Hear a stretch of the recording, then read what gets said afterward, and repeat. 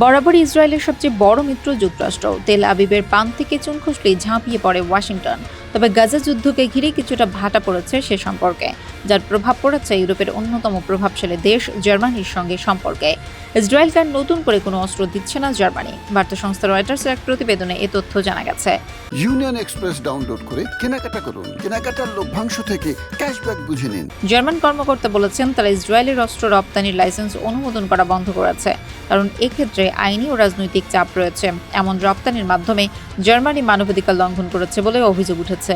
ফলে ধারণা করা হচ্ছে জার্মানিকে এই চাপ দিচ্ছে যুক্তরাষ্ট্র। অবশ্যই এ বিষয়ে আনুষ্ঠানিকভাবে কোনো মন্তব্য করেনি জার্মান পররাষ্ট্র মন্ত্রণালয়। তবে রয়টার্সের প্রতিবেদন প্রকাশের পর তারা জানায়, ইসরায়েলে অস্ত্র রপ্তানির উপর নিষেধাজ্ঞা আরোপ করা হয়নি, কিছুটা কমিয়ে দেওয়া হয়েছে লাইসেন্স দেওয়া।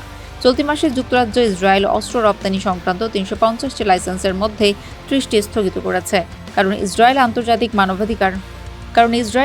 মানবাধিকার আইন লঙ্ঘন করেছে বলে উদ্বেগ তৈরি হয়েছে। উল্লেখ্য, গত 7 অক্টোবর ইসরায়েলে নজিরবিহীন হামলা চালায় ফিলিস্তিনি স্বাধীনতাকামীদের সংগঠন হামাস। দেশটির এই হামলার জবাবে পাল্টা হামলা শুরু করে ইসরায়েল। এরপর থেকে এই যুদ্ধ শুরু হয়। ইউনিয়ন এক্সপ্রেসের স্মার্ট শপিং এ বিক্রি বাড়ে রাইতে দিনে। Union express. ক্রমেই তীব্র থেকে তীব্রতর রূপ নেয় যুদ্ধ। এরপর থেকে গাজার উপর বিমান ও স্থল হামলা চালিয়ে যাচ্ছে ইসরায়েল।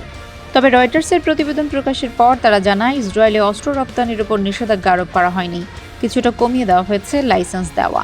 চলতি মাসে যুক্তরাজ্য ইসরায়েল অস্ত্র রপ্তানি সংক্রান্ত 350টি লাইসেন্সের মধ্যে 30টি স্থগিত করেছে, কারণ ইসরায়েল আন্তর্জাতিক মানবাধিকার আইন লঙ্ঘন করেছে বলে উদ্বেগ তৈরি হয়েছে। উল্লেখ্য, গত 7 অক্টোবর ইসরায়েলে নজিরবিহীন হামলা চালায় ফিলিস্তিনের স্বাধীনতাকামীদের সংগঠন হামাস। দেশটির এই হামলার জবাবে পাল্টা হামলা শুরু করে ইসরায়েল। এরপর থেকে এ যুদ্ধ শুরু হয়। ক্রমেই তীব্র থেকে তীব্রতর রূপ নেয় যুদ্ধ। এরপর থেকে গাজার উপর বিমান ও স্থল হামলা চালিয়েই যাচ্ছে ইসরায়েল। এমনকি তাদের হামলা থেকে রেহাই পায়নি হাসপাতাল, স্কুল, শরণার্থী শিবির, মসজিদ সহ ধর্মীয় উপাসনালয়ও। জাতিসংঘের সংস্থাগুলো বলছে, ইসরায়েলে আগ্রাসনের ফলে গাজার 90% বাসিন্দা বাস্তুচ্যুত হয়েছেন। এছাড়া সেখানকার কয়েক লাখ মানুষ বিপর্যয়কর ক্ষুধার সম্মুখীন। এমনকি উপত্যকাটির বেশিরভাগ হাসপাতালও বন্ধ অবস্থায় রয়েছে। সংবাদ মাধ্যম জানিয়েছে, ইসরায়েলি আগ্রাসনের কারণে গাজার 20 লাখ বাসিন্দা তাদের বাড়িঘর ছাড়তে বাধ্য হয়েছেন। দেশটির হামলার কারণে ধ্বংসস্তূপে পরিণত হয়েছে গাজা। জাতিসংঘের তথ্য মতে, ইসরায়েলের হামলায় বাস্তুচ্যুত হয়েছে গাজার 85% বাসিন্দা। খাদ্য, বিশুদ্ধ পানি আর ওষুধের তীব্র সংকটের মধ্য দিয়ে দিন কাটাচ্ছেন তারা। এছাড়া ভূখণ্ডের 60% অবকাঠামো ইসরায়েলি হামলায় ধ্বংস হয়ে গেছে।